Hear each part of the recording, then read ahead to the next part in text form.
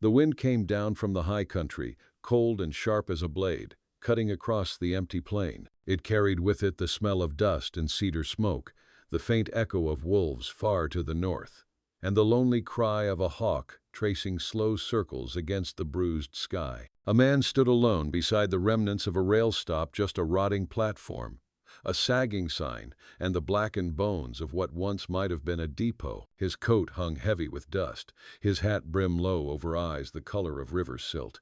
He looked like a man worn down by time, hollowed out by loss, yet still standing because standing was all he knew how to do. Elias Boone had come west with nothing left but the coins in his pocket and the ache in his chest. The war had taken the rest, his land, his kin, the laughter from his house. In the year since, he'd wandered through towns too small to hold a memory, and fields too barren to bear forgiveness. When he saw the notice nailed to the mercantile wall, mail-order brides arriving by train, St. Joseph Line, something inside him shifted.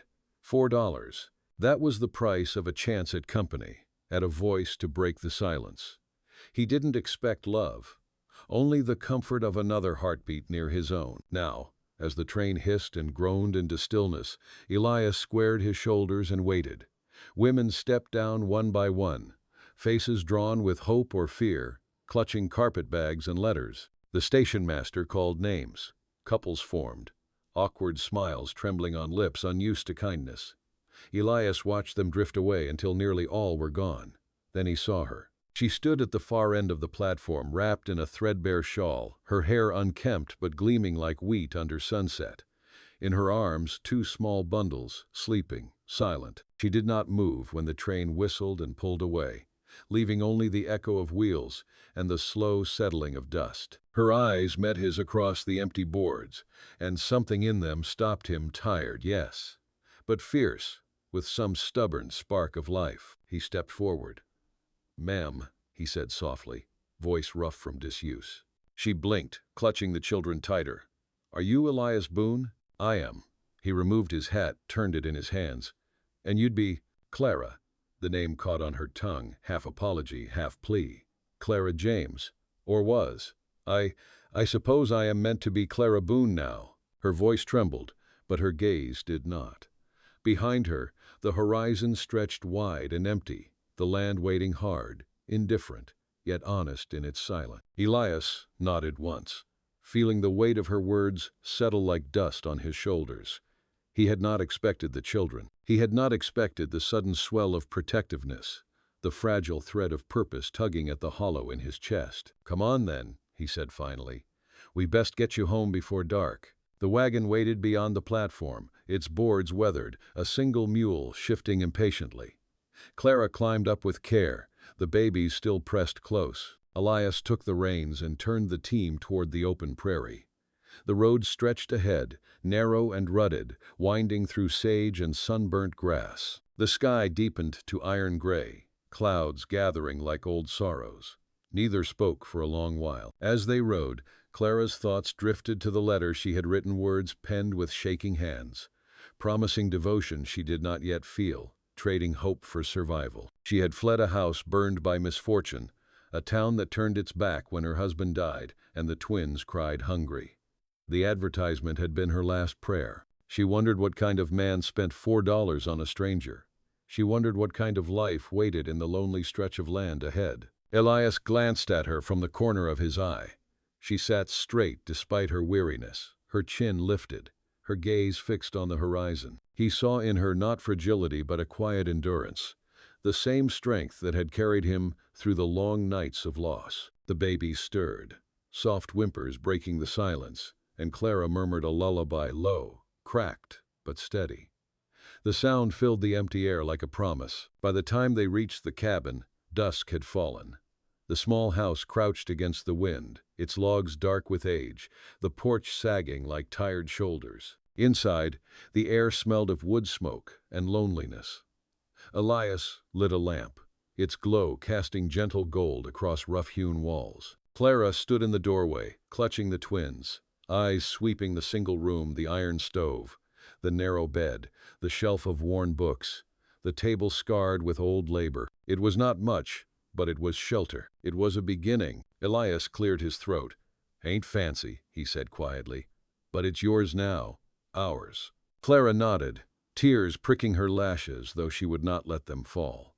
She laid the babies in the bed, their small chests rising and falling in fragile rhythm. Then she turned to the man who had bought her passage, and, perhaps, her future. In his eyes she saw not ownership, but the same ache that haunted her own. Two souls weathered by loss, standing at the edge of something neither could yet name. Outside, the wind howled across the prairie, and the stars blinked cold and distant. But within the cabin, the lamplight burned steady, a small, stubborn flame against the dark. Dawn came thin and gray, a shy light that slipped through the chinks and found the dust motes turning slow in the air. He rose before it, out of habit, easing himself from the chair where he had dozed with his coat for a blanket. For a breath he watched her sleeping shape on the bed beside the twins, her hand splayed over them as if the night itself might try to take them back. He let the stove door whisper open and fed it kindling. Pine cracked and caught. The small room warmed with the clean scent of smoke, a balm against the lean cold outside. He stepped out into the yard. Frost silvered the pump handle and the mule steamed, shifting weight like an old man, ears tilted to the eastern line where the sun would come. He set his shoulder to the pump and drew water that smoked in the morning air. The world sounded honest at that hour, all creek and crow and the far scrap of wind dragging across the grass. He carried the bucket in and set it on the table. When he turned, she was awake, hair falling loose, mouth soft with a pause between sleep and worry. "Good morning," he said, and it felt like he had not said those words in a very long time. She pushed herself up, murmuring to the twins, arranging them so they would not roll. The shawl slipped from her shoulder, and he saw how thin she was, the bones of her collar like the twigs he had fed the stove. She stood and reached for the bucket, but he was already pouring water into the pot, setting coffee to boil. "I can work," she said. "I am not a guest." "You are not," he said, and found himself smiling in a way that did not cut at his face. "You are family." The word hung in the warm space like a new tool, unproven. She blinked at it. Then she nodded once, as if they had agreed on something binding. After coffee, he showed her the yard, the shed, the hen house that held 3 stubborn hens and 1 rooster meaner than sin. The grass shone with frost, brittle underfoot. Her shoes were city shoes, thin soles, and by the time they stepped back inside, her toes were numb and her eyes bright with the ache of it. She did not complain. She asked about the woodpile, the well, the distances between everything in this open place. He told her where the line ran to the creek, where cottonwoods narrowed the sky and beaver had once worked it to a bright trickle. He told her where the ridge held snow longer, and why the north fence failed each spring when the ground heaved. He heard himself talking with an ease he had not felt since his father stood beside him, teaching with a finger on the horizon and a quiet belief that the boy beside him would live long enough to need the lesson. When the twins woke, she swaddled them against the draft and fed them, and he turned his face away for decency, though the tenderness in that small act felt clean as a hymn. She hummed low, the tune without words, but old as hunger. Her hands were sure. The sound pressed on the hollow places in him, and he found he could breathe a little deeper. Through the day, they worked in a careful orbit. She cleaned, not in a fussy way, but like a woman making shelter out of rough bone. She beat the rugs and sent dust sifting like smoke, scrubbed the table till the grain rose sweet and pale, mended a tear in the single curtain with even strokes of thread. He split wood and stacked it, fixed the latch that had never fit right, tightened the pump bolts. When the rooster set his beady eye on her and came low and mean, he stepped between, boot toe nudging the bird off its path. The rooster puffed up and muttered, but he retreated. She looked at him then, and he saw in her face something like relief and something like measure, as if she were tallying the kind of man he was. By afternoon, a pale sun stood up behind torn cloud and gave the room its first honest heat. She stood at the window rolling bread dough with the heavy bottle that served them for a pin. Flour dusted her hands, her forearms. It dusted the soft hairs at her temple, made her seem touched by some gentle winter.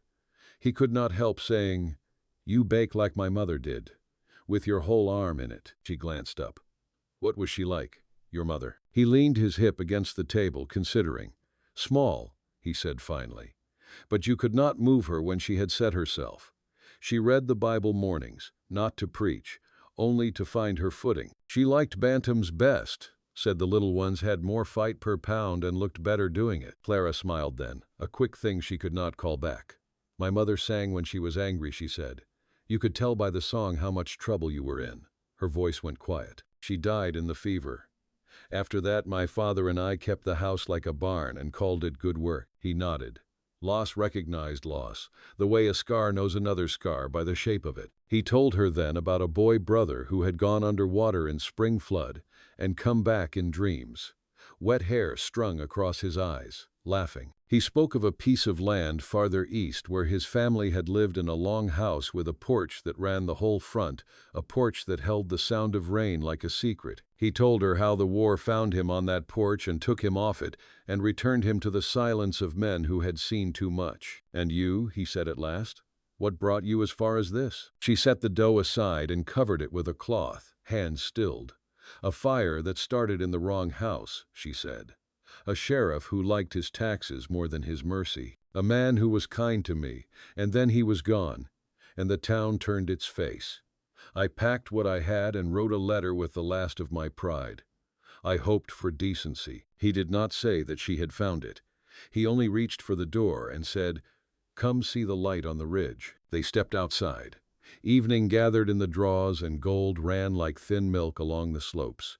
The cold returned, clean and absolute. The twins slept, and she stood with her hands tucked against her ribs, staring at the line where land met sky as if it might speak her name. He wanted then, with a clear, quiet want, to keep that look on her face. He wanted to give her a life that would not flinch. Supper was simple.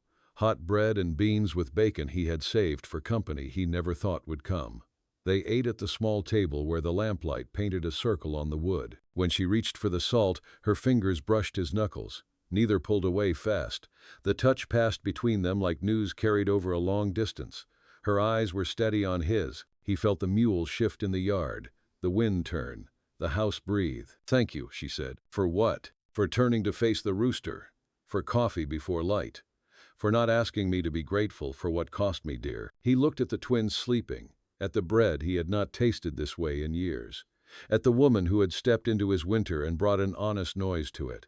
He said, You are welcome here. That is the only thing I can promise clean. She nodded. That is enough for today, she said. The lamp cracked once and settled. Outside, coyotes wrote thin music on the farther hills. Inside, the room held their breaths and the soft wicker of sleeping children. Though nothing had yet been truly decided, something in the air felt steadier, like a post set true in a hole tamped with care. They would test the line in the morning. They would learn the weather of each other. The next morning broke with a pale sun bleeding through a curtain of thin mist. The air held the scent of thawing earth, and the far hills shimmered like old pewter. Elias rose early again, his movements quiet as habit. He stepped outside, boots sinking into damp soil, and stood still for a long moment, listening the call of meadowlarks from the fence post, the clatter of a woodpecker in the cottonwoods, the hush of wind brushing over grass. This land spoke in low tones, and he had learned to answer not with words, but with patience. Inside, Clara stirred. The twins cooed softly in their cradle of blankets, and she pressed a kiss to each small brow before rising. She found him already bent over the pump, drawing water, his shoulders broad beneath the faded shirt, the cords of his neck drawn taut. There was something in the way he moved, no hurry, no waste, that made her chest ache with a quiet recognition. A man shaped by work, not by speech. When he turned, their eyes met. No greeting passed, only a faint nod that held the weight of understanding. Together, they began the day. Elias hitched the mule to the plow, and Clara followed, watching how he cut a slow line through the dark soil. The ground resisted, stubborn as any soul that had seen too much winter, but the blade pressed on, steady, true. Clara knelt nearby, pulling up stones with raw hands, her breath quick in the chill air. She had never worked the land before, but there was something honest in the ache it brought, pain that built instead of hollowed. At midday, they rested under the shadow of the wagon. Elias handed her a tin cup of cool water. She drank deeply, wiping her lips with the back of her hand, her fingers trembling with exhaustion. He studied her then, the dust clinging to her skirt, the flush on her cheeks, and felt a stirring of admiration, not the soft, fleeting kind, but a deep respect that rooted in silence. "You don't have to do all this," he said at last. "You've had a long road." She looked at him, eyes dark and unflinching. "If I'm to live here, I'll earn my place." He gave a slow nod, not arguing. The world had given them both little for free. As the afternoon waned, clouds rolled over the horizon, heavy with rain. They hurried to gather the tools, the wind lifting the edges of Clara's shawl like wing. Thunder murmured in the distance, and she felt a strange calm in the coming storm. Perhaps it was because storms spoke plainly they broke or they passed. But they did not lie. When the rain came, it fell hard and clean, drumming against the roof, pooling in the furrows of the field. Inside, they watched from the doorway, the air thick with the scent of wet earth and wood smoke. The twins slept soundly through the downpour, and Clara leaned against the frame, her hair damp, eyes fixed on the gray expanse beyond. Elias stood beside her, his arm close enough that she could feel the warmth through her sleeve.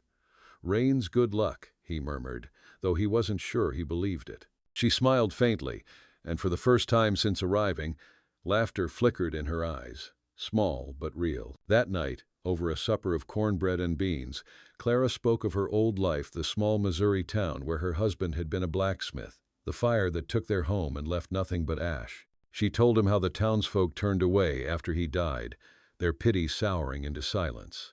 She spoke softly, without tears, her voice steady as the wind outside. Elias listened, hands folded on the table, eyes fixed on hers. When she finished, he said only, "You deserved better." Clara looked down, her fingers tracing the grain of the wood. "Maybe we all get what the world has left to give." Elias thought of his own past fields gone fallow, graves carved into frozen ground, the hollow ache of nights, with no voice to break the dark. "Maybe," he said, "but sometimes what's left is enough." They sat in quiet then, the lamp throwing gentle light across the room, the twins' soft breathing a fragile rhythm in the silence. The storm eased outside, leaving behind a sky washed clean, a world made new for a moment. Before turning in, Elias stepped onto the porch. The air smelled of rain and promise. In the distance, coyotes called to one another, their voices thin and mournful. He thought of Clara asleep inside, of the children she carried across miles of dust and sorrow, and something in him shifted, a small, fierce vow taking root. He would not fail them. When he returned to the doorway, he saw her still awake, sitting beside the cradle, humming that same wordless tune. The twins stirred inside, and she brushed a hand across their cheeks, her eyes distant, tender. Elias stood in the shadows, unseen, and watched her with a reverence he could not name. Outside, the land stretched endless and waiting. Inside, for the first time in a long while, there was warmth enough to dream. The next morning dawned bright and sharp, the world scrubbed clean by the rain. The fields gleamed dark and rich, veins of water glinting in the furrows like silver threads. Smoke rose steady from the stovepipe, and the smell of frying cornmeal drifted through the cabin. Clara stood over the pan, sleeves rolled high, her hair braided back with a strip of cloth. The twins lay swaddled in a basket near the fire, cooing softly. The scene was plain, but it filled the room with a quiet fullness Elias had not felt in years. He stepped inside from the yard, wiping his hands on a rag, the morning's chill still clinging to his clothes. Clara turned at his footfall, and he caught the faintest smile before she looked away again. She handed him a plate without ceremony, just a nod, as if to say, "We are both still here, and that is enough." They ate in silence, broken only by the children's murmurs and the low hiss of the pan. Outside, meadowlarks trilled from the fence posts, and far off, a herd of elk moved along the ridge, their shapes slow and solemn against the sky. Elias glanced through the window, then back to the woman seated across from him, her fingers roughened, her eyes tired, but alive with something that felt like defiance. When they finished, Clara gathered the dishes. "I'll fetch more water," she said, tying the shawl around her shoulders. Elias rose. "Let me go." But she shook her head. "I need to know this land. I need to walk it." He hesitated, then let her pass, watching as she stepped into the morning light, skirts brushing against the damp grass. The twins slept on, and he found himself standing at the doorway, watching her cross the yard like a figure half-dreamed fragile, yet carrying the weight of survival as if it were a banner. By the time she returned, her hem was heavy with mud, but her cheeks were flushed with color. She poured the water into the basin and scrubbed her hands, then began to hang their wash on the line, each garment snapping in the wind like a small flag of endurance. Through the day they worked together, falling into a rhythm as old as the land. Elias repaired the fence while Clara tended to the garden plot, turning soil with a spade too large for her hands. When she faltered, he came beside her, guiding the blade, showing her how to lean her weight just so. Their hands brushed, and the moment held small, unspoken but true. In the afternoon, clouds gathered again, soft and pale, and the air carried the scent of sage. They rested by the porch, Clara rocking one of the twins, Elias mending a harness with careful stitches. The silence between them no longer felt like distance, but like understanding. After a time, Clara spoke. "You were alone long before I came." He nodded. "Since the war ended, I came home to a house that wasn't there anymore. Neighbors gone, land stripped bare. After that, I drifted, worked cattle, freight, whatever kept me breathing. And yet, you stayed alive." He gave a faint smile. "Wasn't sure I had a choice." Clara looked down at the child in her arms. "We never do, but we choose what to hold on to." Elias set the harness aside. "What do you hold on to, Clara?" She thought for a long moment. "That they deserve a chance," she said, glancing at the twins. "And that maybe, just maybe, the world isn't finished with kindness." The words hung in the air, fragile as spun glass. Elias felt something stir deep within him, an ache that was not pain but remembrance of how hope used to feel. He wanted to tell her that kindness was already here, sitting beside him on the porch with two small lives in her arms. But the words stayed behind his teeth, unready. Instead, he said quietly, "You'll find it here. I'll see to that." She turned toward him then, eyes soft with something that might have been trust or the beginning of it. The wind caught a strand of her hair, lifting it across her face, and without thinking, he reached to brush it back. Her breath caught, and for an instant, the world held still. The prairie, the sky, the faint cry of a hawk overhead. Two souls, weathered and wary, standing on the edge of something new. That night, as dusk settled over the land, they shared a meal by the fire. The twins slept between them, their tiny breaths rising like prayers. Outside, coyotes sang to the stars, and the wind moved gently through the cottonwoods. Elias watched the flames dance across Clara's face, and thought how even the hardest earth could still yield a tender shoot, given time and care. He did not speak of love, it was too soon, too sacred. But as he banked the fire and laid his head down on the floor beside the hearth, he knew that somewhere within the quiet of that cabin, a seed had been planted, and like the land itself, it would take root slowly, stubbornly, until one day it would stand unshakable. The night stretched long and peaceful, and for the first time in many seasons, Elias Boone dreamed not of what he had lost, but of what might yet be built. Spring settled slow and uncertain across the plains, like a shy visitor unsure of her welcome. The frost still clung to the shaded corners of the yard each morning, but the days lengthened, and the air carried the faint sweetness of blooming sage. Elias rose before dawn, the way he always had, though now there was a difference to the quiet, no longer an empty silence, but one filled with soft rustlings. Clara stirring by the hearth, the twins cooing, the creak of floorboards carrying the promise of shared labor. Each day they carved a rhythm out of the wilderness.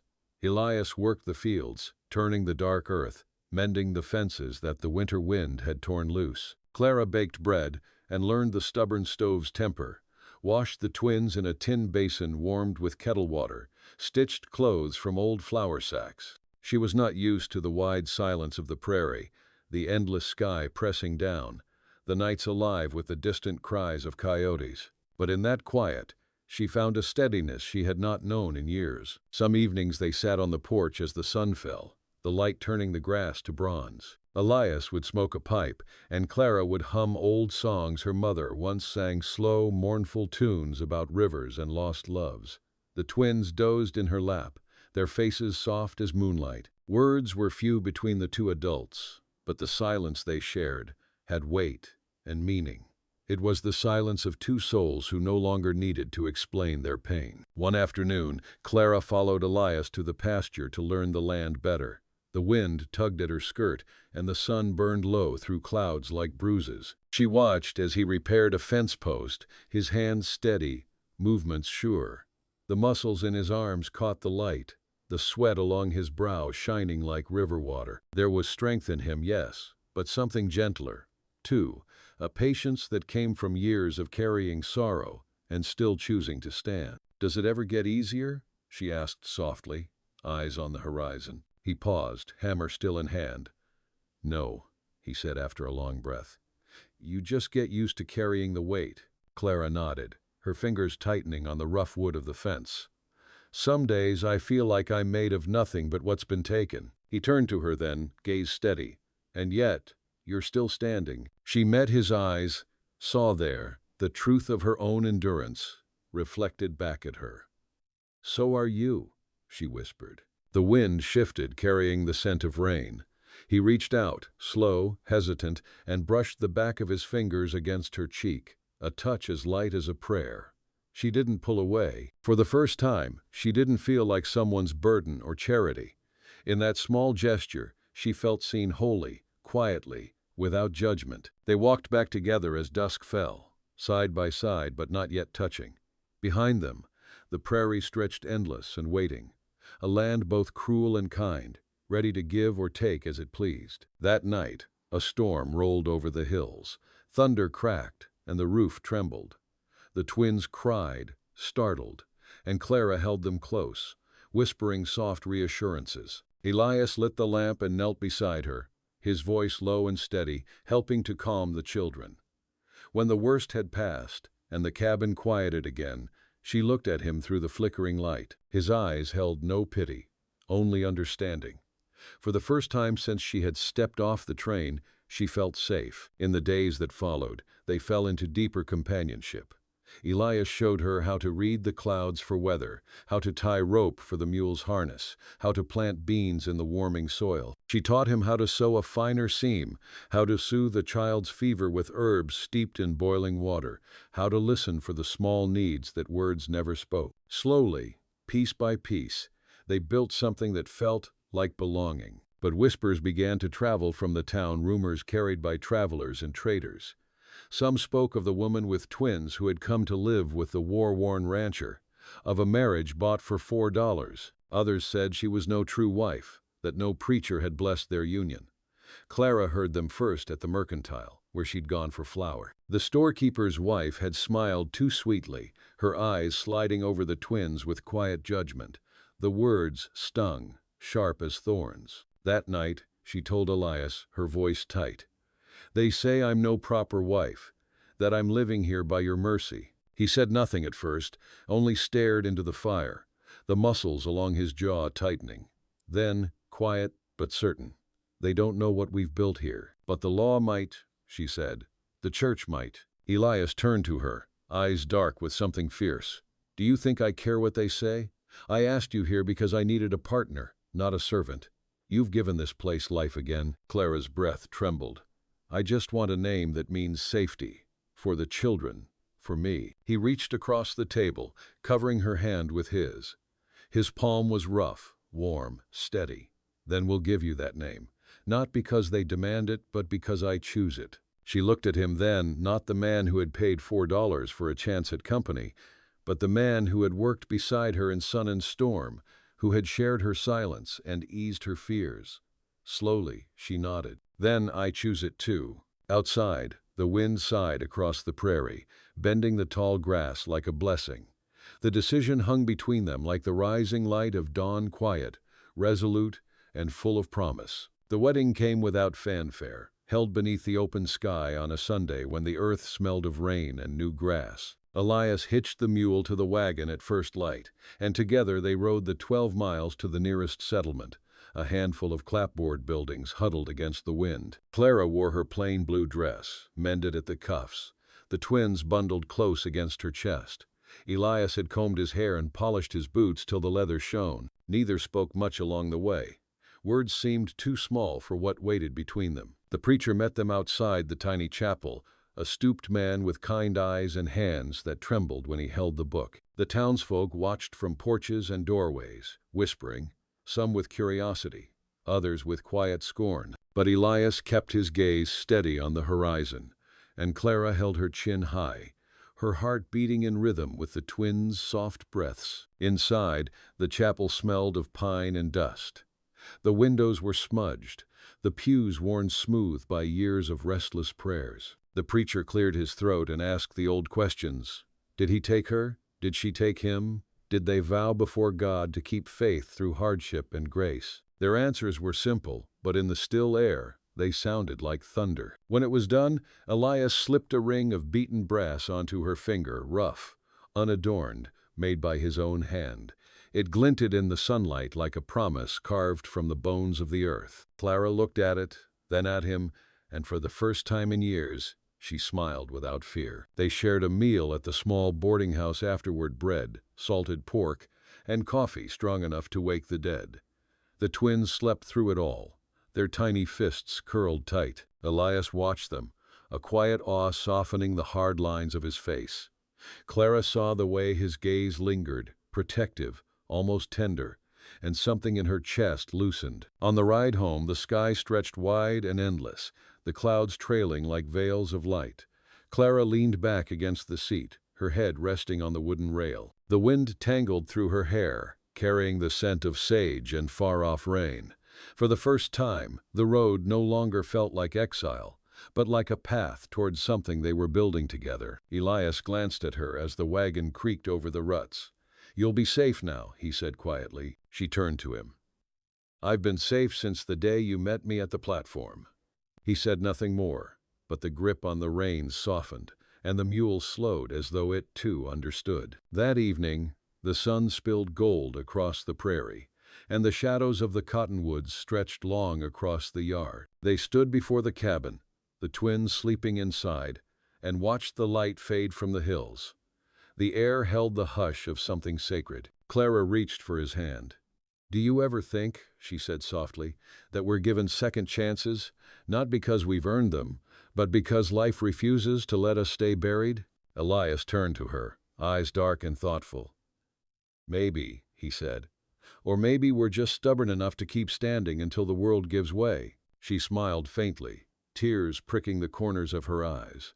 "Then we'll stand together." They went inside, the warmth of the hearth wrapping around them like an old hymn. The twins stirred, and Elias lifted one into his arms, awkward but gentle. The child blinked up at him, eyes wide and solemn, and in that moment he felt something break open inside, a love fierce and unyielding, born not of blood but of choice. Later, when the house had gone still and the wind whispered against the shutters, Clara lay awake listening to the rhythm of Elias's breathing beside her. It was steady, like the turning of the seasons, the beating of the earth itself.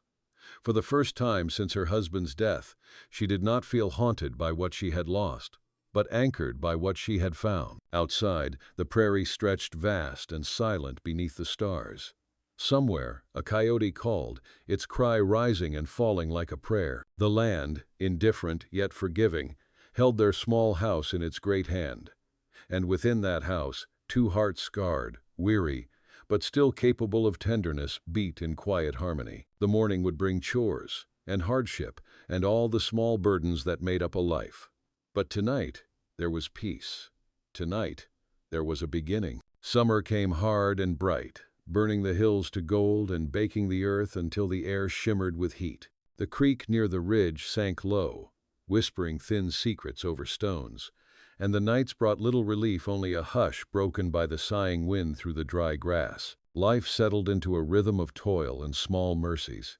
Every dawn, Elias hitched the mule and worked the fields, sweat tracing dark lines through the dust on his skin. Clara tended the twins, mended clothes, kept the stove alive, and learned the quiet language of the land, how to read the sky for storm, how to find coolness in shade and faith in silence. They shared few words, yet the bond between them grew, built on gestures rather than promises.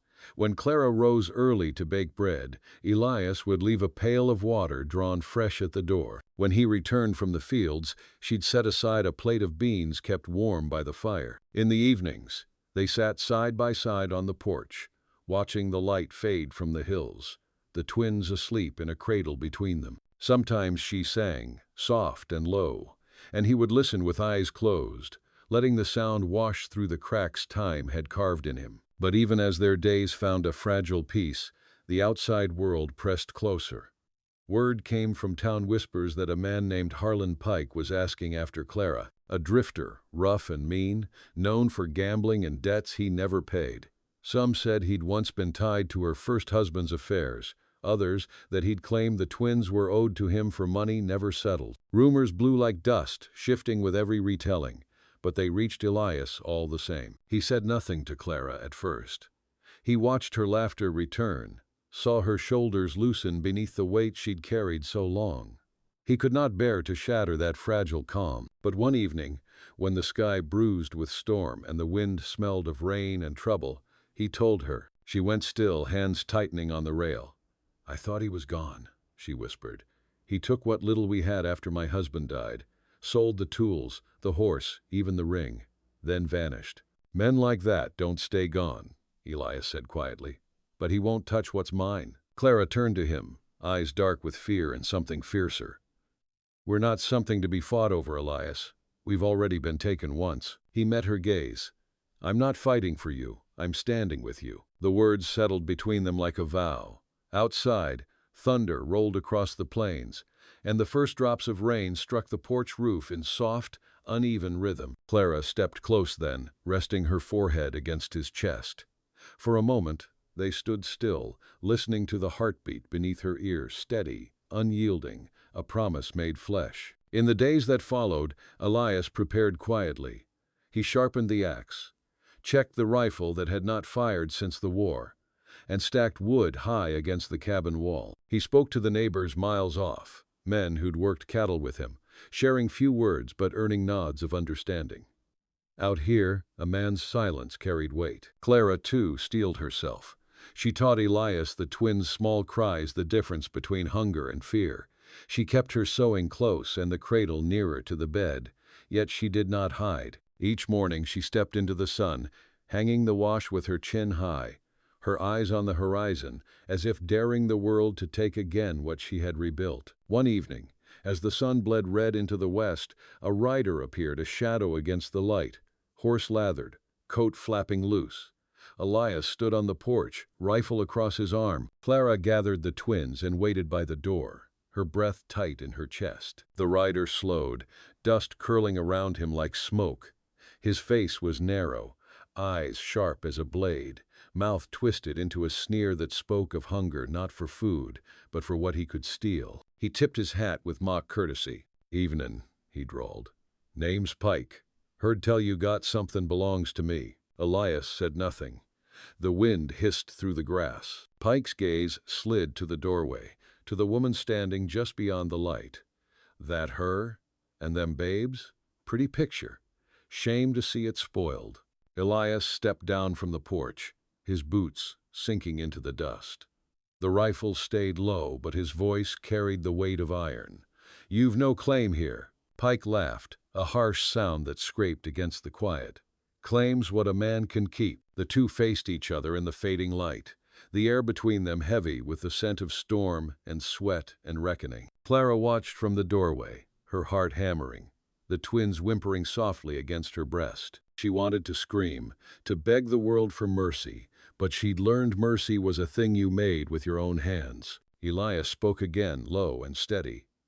"You'll ride out now. Don't come back." For a heartbeat, the world held still. Then Pike spat in the dust, turned his horse with a curse, and rode off toward the darkening ridge, the sound of hooves fading into the wind. When he was gone, Elias lowered the rifle and exhaled slow, like a man releasing years of ghosts. Clara stepped down, her knees trembling. He reached for her hand, and she clung to him, not from fear, but from the certainty that whatever came next, They would face it together. That night, rain fell hard, drumming the roof, washing the dust from the world. Inside the cabin, the fire burned steady, and two souls battered but unbroken held fast to the fragile peace they'd earned. The rain passed by dawn, leaving the earth dark and glistening, the air rich with the scent of cedar and new beginnings. Mist drifted low across the field, and the world felt hushed, like a chapel holding its breath. Elias stepped outside, the rifle slung across his back, though the threat had gone with the night. His boots sank into soft mud, and the land beneath him, scarred but alive, seemed to whisper a kind of understanding. Every step was a vow, to stay, to build, to protect. Inside, Clara stirred. She found him through the window, standing tall in the mist, the sky breaking gold behind him. The sight filled her chest with something deeper than gratitude, a quiet reverence for the man who had given her more than shelter. He had given her the right to stand without apology. When he came back in, his coat damp and shoulders shining with dew, she had coffee waiting, and the twins awake, gurgling at the sound of his boots. He smiled at them, just a small, flickering thing, but it reached his eyes. The sight made her throat tighten. "Pike's gone," he said simply. She nodded. "But he'll speak. Men like that always do." Elias sat, his hands curling around the mug's warmth. "Let him. Words can't take what's been chosen." He looked at her then, steady as the horizon. "You're mine by your own will. That's all I need to know." She held his gaze, her fingers brushing the worn wood of the table. "And you're mine," she said softly. "Not because I was bought, but because you stayed when the world turned away." The twins fussed, their small cries rising like questions. Clara lifted them, one in each arm, and Elias rose to help. Awkwardly, he took the boy, cradling him as though holding a fragile miracle. The child blinked up, calm and curious, a tiny hand catching the edge of Elias's shirt. Something eased in the man's chest, years of hardness softening beneath the simple weight of a child's trust. Through the day they worked side by side. The air hummed with the rhythm of small labors, mending, planting, tending to the mule, rocking the cradle. Each act, no matter how ordinary, stitched them closer. In the evenings they walked the field, the twins swaddled between them, the sunset bleeding copper and rose across the sky. The land stretched endless, but it no longer felt empty. It was theirs now, earned with sweat, steadied by faith. Weeks passed, and Pike did not return. The rumors faded like smoke, replaced by quiet nods from townsfolk who saw in Elias and Clara something unshakable. Hardships still came, hailstorms that flattened crops, fever that swept through the livestock, but each trial met two hearts bound in understanding, not need. When the roof leaked, they patched it together. When the mule fell lame, Clara fetched water while Elias carved a new shoe by lamplight. They learned to speak in glances, in the language of hands brushing over shared work. Late one evening, after a long day in the fields, Clara sat on the porch with the twins asleep in a basket beside her. The sky stretched deep and violet, stars gathering slow. Elias joined her, lowering himself to the step with a weary sigh. For a while they said nothing, only listened to the prairie's night song, the chirr of crickets, the far cry of an owl, the soft hush of wind through the sage. Clara broke the silence first. "Do you ever think the land remembers?" He looked at her, puzzled. "All the footsteps, all the stories," she said. "Men who came with hope and left with nothing. Families that tried to make it last. Maybe it remembers who stayed." Elias watched the horizon, where the darkness met the faint shimmer of stars. "If it does," he said, "then maybe it'll remember us. Not for what we lost, but for how we kept standing." She reached for his hand, fingers twining with his, the touch sure and unflinching. "Then let's give it a story worth remembering." He squeezed her hand, calloused and strong, and in that quiet moment beneath the wide western sky, they sealed a promise not with words, but with the simple act of holding on. Years would pass. Seasons would turn. Hard times would come, as they always do. But in that cabin, on that stretch of stubborn land, something had taken root stronger than sorrow, steadier than fear. Love, not sudden or grand, but grown like the prairie grass, slow, deep, enduring. And as the night closed around them, Clara leaned against his shoulder, her breath warm, her heart at peace. The twins slept sound. The wind whispered through the eaves, and the stars watched in silence over the small, steadfast home.